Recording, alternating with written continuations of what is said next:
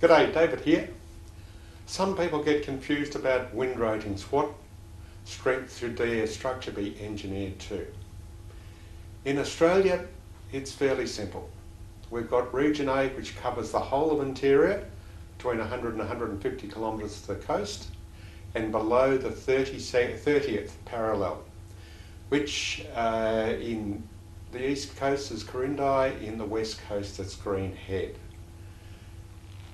So that is the Region A. Region B goes above that up to Bundaberg in the east coast, so there's 100 kilometres inland of Region B area, and then above Bundaberg you start on the Region C, so there's 50 kilometres in from the coast of Region C, then 50 kilometres of Region B, and that goes all the way over to Western Australia to just above the bump at Karratha.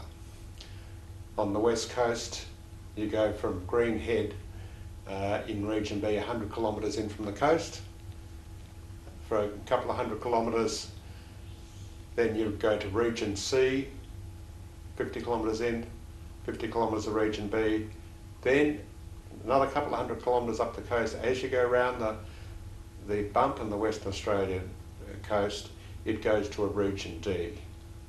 The wind speeds are up there behind me. So also the cyclones tend to cut the corner on the bump in Western Australia. So Region C, say all the way into Area C and the Pilbara there, will be all Region C because especially with the wind effect coming off the Hamersley Range, you can get magnified winds.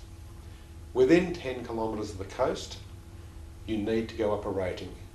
That's all rated one rating above what it is in the normal area. So in Brisbane, if you're 10 kilometres from the coast, you are in a Region C area as far as your engineering goes.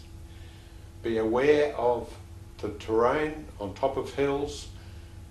Allow an extra wind rating. If you're in the valleys, these can be very deceptive. You might think you're very protective, but actually you can have a wind bullet effect, wind bouncing and having very severe winds in the valleys.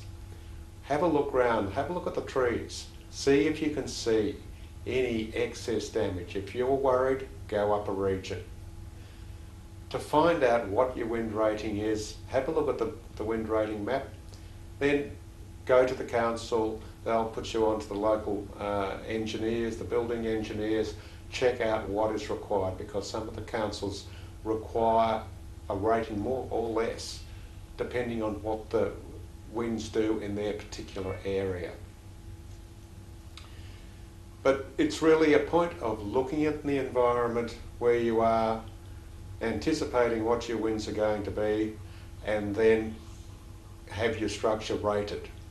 All the plans, all the all-shelter plans will always have the wind rating on them, so you know what you need in the way of footings or ballast to tie your structures down.